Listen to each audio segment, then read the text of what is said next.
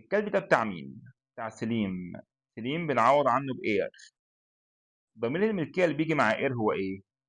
زاين. صح. يبقى أنا هنا الإجابة عندي يا إما هتكون زاين أو هتكون زاينن. هنستبعد إير وهنستبعد إيرن. السلام عليكم ورحمة الله. فيديو جديد في سلسلة تعلم الألمانية مجانا من البداية حتى الاحتراف. فيديو النهاردة هو الفيديو السادس عشر، رقم 16 في مستوى ال A1. بنتكلم النهاردة على حاجة اسمها البوسيسيف ارتيكل أو أدوات الملكية. لما تيجي تفهم درس أدوات الملكية لازم تبقى عارف الحاجة دي مملوكة لمين، والحاجة المملوكة دي أداتها إيه. يبقى حاجتين أساسيين لازم تكون عارفهم عشان تفهم الدرس ده. الحاجة دي ملك مين وأداتها إيه، دير ولا داس ولا دي ولا دي بلورال. وطبعا الحالة الإعرابية لو هي أكوزاتيف أو داتيف تكون عارف. مبدئيا كده أدوات الملكية اللي عندي هما إيش ودو وإير وأس وزي وفيا وإيا وزي وزي كوس. وأدوات الكلمات الدير مفرد مذكر، الداس مفرد محايد، الدي مفرد مؤنث، والدي بلورال اللي هي الجمع. يبقى الدير مفرد مذكر، الداس مفرد محايد، الدي مفرد مؤنث، والدي بلورال الجمع. ايش يعني اي بالانجلش؟ لو عايز اقول الحاجه دي بتاعتي هقول ماي، بس احنا عشان في الالماني عندنا 4 ادوات، مذكر ومؤنث ومحايد وجمع، فهيبقى عندي 4 ادوات بمعنى ماي. لو الحاجه اللي هقول عليها بتاعتي اداتها دير اقول ماين. لو داس ماين، لو دي ماين، لو دي بلورال ماين. زي مثلا ماين برودر اخي، اداته دير. ماين بوخ كتابي، اداته داس. ماينا فراو زوجتي، اداتها دي. ماينا كندر اطفالي، اداتهم دي بلورال. وهنمشي مع برودر وبوخ وفراو وكندر مع باقي الادوات. طيب الدو يعني يو، اداه الملكيه بتاعتها حاجتك انت او بتاعتك انت، يبقى يور. ايكوالز ليها داين في الالماني. لو هي دير داين، لو هي الكلمة اللي وراها das داين، لو الكلمة اللي وراها اداتها دي تبقى داينة هزود اي، ولو دي بلورال هزود اي تبقى داينة. الاير والاس اللي هم بنعبر عنهم عن الدير والداس يعني ياخدوا أداة ملكية اسمها زاين، ودي ايكوال لكلمة his بالانجلش. لو الكلمة اللي جاية بعد زاين اداتها دير نقول زاين عادي، حاجته هو.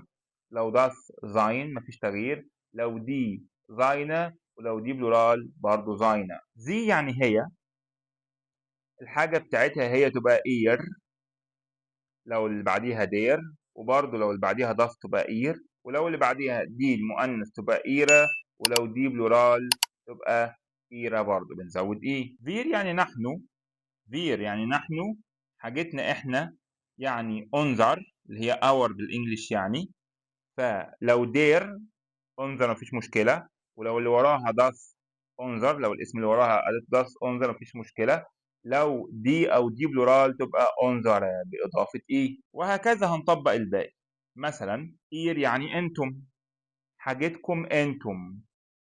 أنتم أو حاجتكم أنتم يعني أوير مع الدير، وأوير مع الداس، ومع الدي والدي بلورال بتبقى أويرة. بنضيف إي وبنشيل الإي اللي قبل الآر. في ناس تانية تقول لك إيه، بننقل الإي اللي بعد اللي قبل الآر اللي بعد الآر، تبقى بدل ما هي هنا تبقى هنا. مع مين؟ مع الدي والدي بلورال.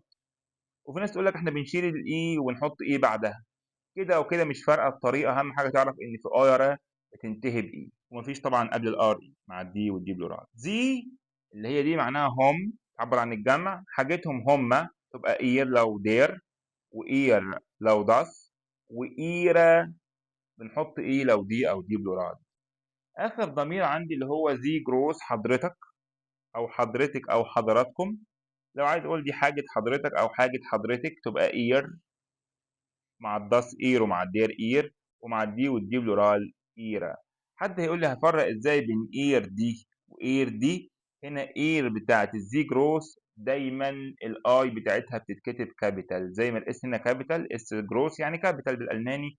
الاي دايما تتكتب جروس في اي مكان في الجمله.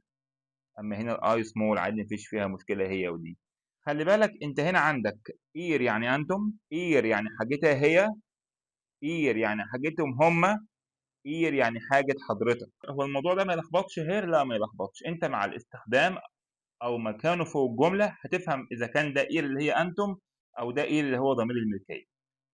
هنا كشكل يلخبطه لكن في الجملة مش هيلخبطه، يبقى واضح من سياق الكلام. كل ده احنا كده بنشرح في أدوات الملكية في حالة النوميناتيف والرفع. في حالة النصب الداتيف والأكوزاتيف هنقول عليها كده هنت بسيط خالص عشان تبقى عارفها. لو في حالة الرفع احنا قلنا ماين، لو في حالة النصب الدين تبقى ماينن، وفي حالة الداتيف الديم تبقى ماينم. في الأكوزاتيف كده كده الداس والدي بلورال ما بيتغيروش، فهتبقى ماين عادي، ماينة بالإي مع الدي بلورال وماينة بالإي مع الدي المؤنث. أما في الداتيف كله بيتغير، الدير تبقى ديم فالماين تبقى ماينم، الداس تبقى ديم فالماين برضو ماينم اي ام، الدي بتبقى دير بتسترجل فنحط اي ار تبقى ماينر، والدي بلورال تبقى دين زائد طبعا ان زي ما شرحنا في الدرس اللي فات في الداتيف تبقى ماينن. انا النهارده حطيت لك مثالين في الشرح علشان تفهم بيهم الدرس ده.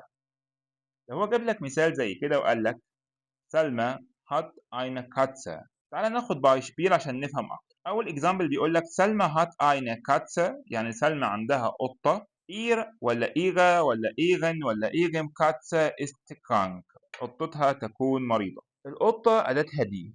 خلي بالك أنت هنا عندك جملتين، دي جملة ودي جملة. الفعل هنا في الجملة هو فيرب زاين، وزاين بيعمل نوميناتيف. في النوميناتيف الدي بتتغير، تعال نشوف. دي نوميناتيف الدي ما بتتغيرش، تبقى الماين ماينة والزاين زاينة وهكذا، يبقى هنضيف إي بس.